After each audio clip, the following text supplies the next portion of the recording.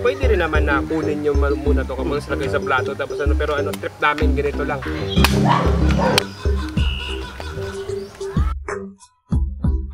Maalat siya. Na maanghang. Oo. Diyan, magandang araw mga kapulutan. So ang pulutan natin ngayong araw, parang Sichuan pepper na tapa. Kasi meron ako dito maraming dried chili, yung Sichuan. So ganito kadami ilalagay natin. Yan, maanghang. Kumbaga spicy tapa ang lulutuin natin ngayon. Toyo, madaming bawang, at madaming paminta.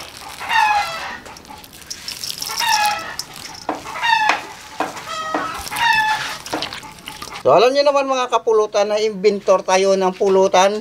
Lagi tayong wala sa listahan. Ang gagamitin natin pampaasim dyan ay yung sinigang mix. Yan o. Mga palagpat kasi tayo. Yung mga luto natin palagpat. Malay mo, makatsamba tayo ng mga palagpat na masarap pala. Lahat naman yan ng luto nagsisimula sa experiment. Pag hindi ka nag-experiment, ang ulam-ulam palagi adobo, paksiw, tinola, sinigang, minudo, apritada, paulit-ulit na lang yan kung hindi ka nag-experiment. Kasi yung mga kilala kong chef, talagang nag-experiment yan kung ano yung masarap. Namiss ko tuloy yung trabaho ko sa hotel dati.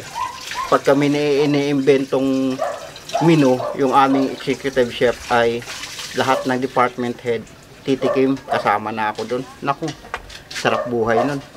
Titikman mo lang yung mga pagkain masasarap na pinipare ng chef, tapos sasabihin mo lang kung masarap o hindi. Yun lang gagawin mo. Namiss ko tuloy. Bibilad natin kagaya ng mga sinampay. Sigurado ka? Sigurado, dyan lang yan. Ano? Yan ba? Yun o. Naku, ilang araw to, sir? Mga 2 araw. 2 araw? Sige. Kaya kapulutan, pagkatapos ng 3 araw ng pagbilad, ganito na itsura nyo. Ano nga ulit yan, Master? Tabako. Mukha siya tabako. Tabako, mukhang tabako yun. Mukha talagang tabako. Kaya ganyan talaga pag dry na. So, gagawin natin dito mga kapulutan. Tutuhugin ko lang to. Siyempre mga pahihirapan din natin yung ating mga sarili. Pwede naman diretso to, pero trip ko ngayong pahirapan yung sarili ko. Ang gagawin ko ganito lang. Tapos bibitayin natin yan sa apoy. Bibitayin sa apoy. Hindi, luluto natin ng nakabitay. Ayun lang makakatikim ng kalabaw. Oo, pero asahan mo direct medyo may katigasan. Kasi nga yung makalumang style ng pagtatapa, yun yung ginawa ko dito. So medyo mahirap-hirap nguyain to. Tapos napaka tigas nito kasi nga alam mo, karne ng anwang ba?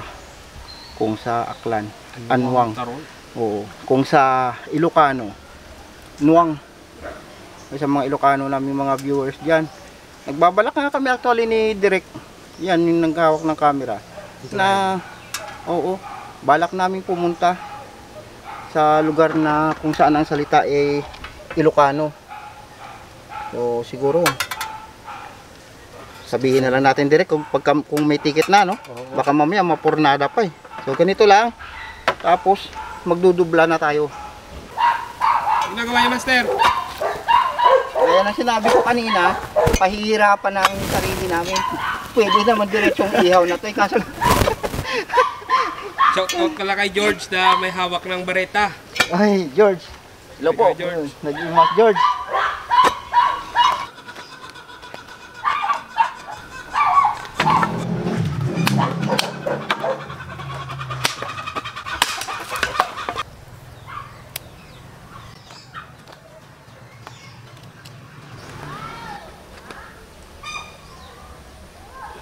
Sariling sikap. Ganyan na talaga yan, Master? Ano to, parang yun nga sinasabi ko kanina.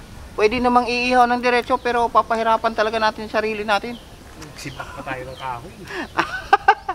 Hayaan lang yan, uminit tapos Parang may konting lang, init dito tapos yung kasi natin. Ang totoo kasi niyan, yung hinahabol natin diyan, yung usok. smoky flavor pala yan mamaya. Yun. O sige, antay-antay lang kayo mga kapulutan.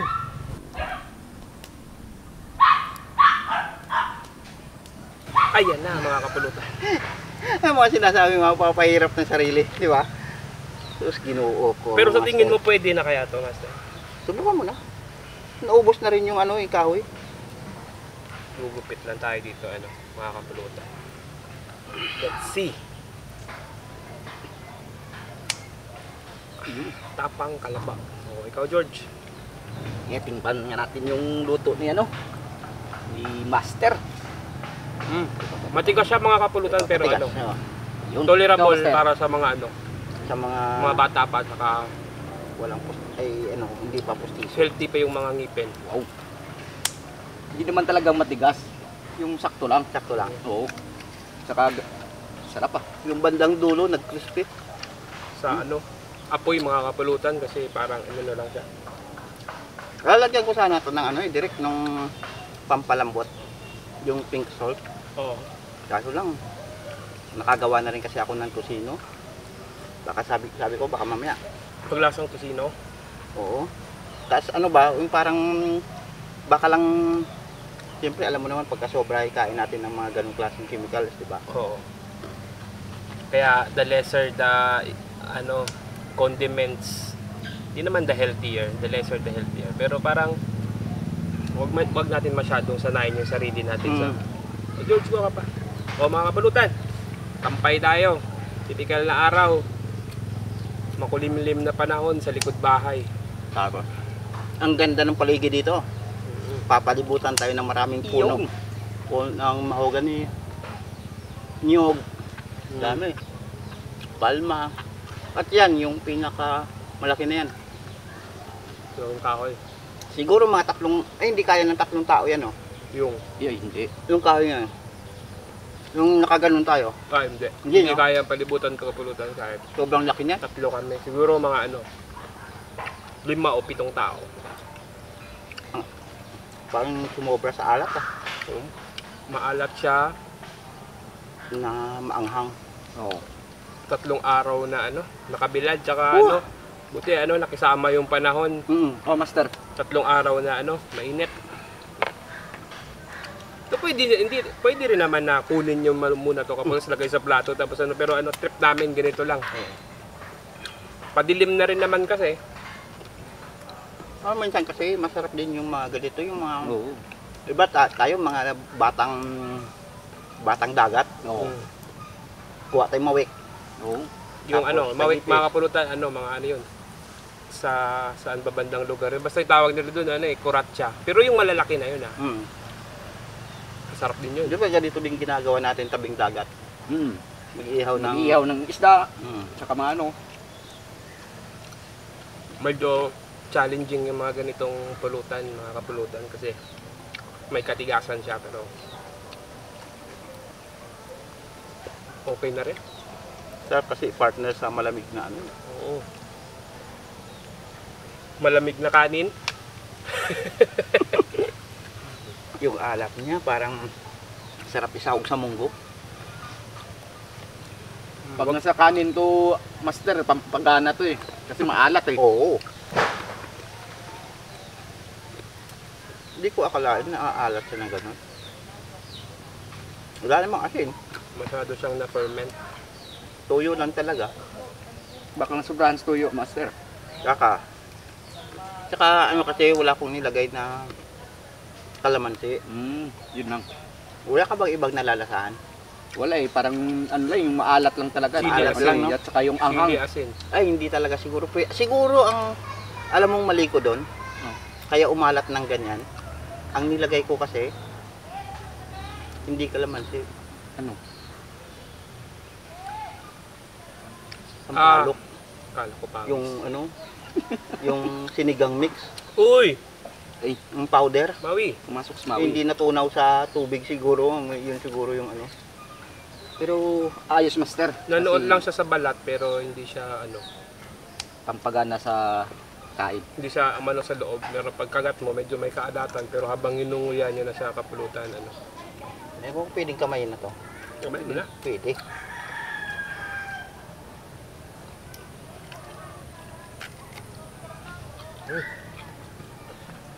Anwang tamanara. Uy, shout out sa mga taga-Aklan dyan ha. Kasi kung tawagin sa Aklan to, Anwang. Anwang. Dito sa Antique, Carbaw. Sa Ilocano, Nuang. Nuwang lang. Nuang. Nuang. N-U-A-N-G. Nuwang lang talaga. So, sa Kapampangan naman, Damulag. Malalaki siguro yung kalabaw dun kasi damulag. Wala namang kalabaw direct na maliit. Pag sa ano pala yan, master, sa Manila, damuho. Dahil ito. Sa isang may ano ako no, ikwento ako. Alam niyo ba na sa isang magbabarkada, meron talaga isang bobo Oh. sa magkakabarkada. Hindi Hindi mawawala mawawala yun. yung Kasi may- hindi sasaya yung barkada, yung tropa. Pag walang, pag walang tanga o bobo, Oo. Pero paano mo ma-explain yan? Yung paano mo malalaman na sa isang barkada meron ganun? Paano? Kadalasan sinasabi nila dyan, pagka sama-sama kayong naglalakad, biglang natapilok. Sabi Sabihin. nyo, di ba, lagi sinasabi, wala talaga, sa isang barkada talaga, meron talaga isang bobo. Di ba? Pero, meron akong paraan para paano malalaman dyan. Sige, share Paano, natin. Master? Share natin sa mga kapulutan. Share natin sa mga kapulutan natin. Mabilis lang. Oh. Knock-knock. Who's there? Kita mo?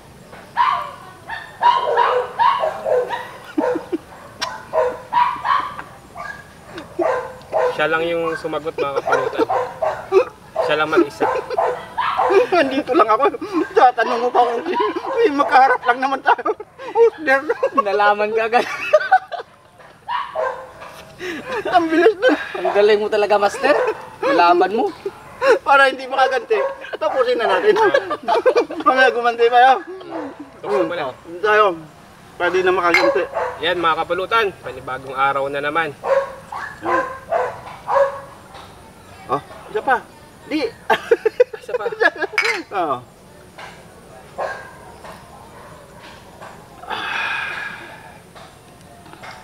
Maraming salamat mga kapulutan ha. Thank you mga kapulutan. Sa susunod ulit na mga araw. Tagay lang tayo. Tutuloy na namin to.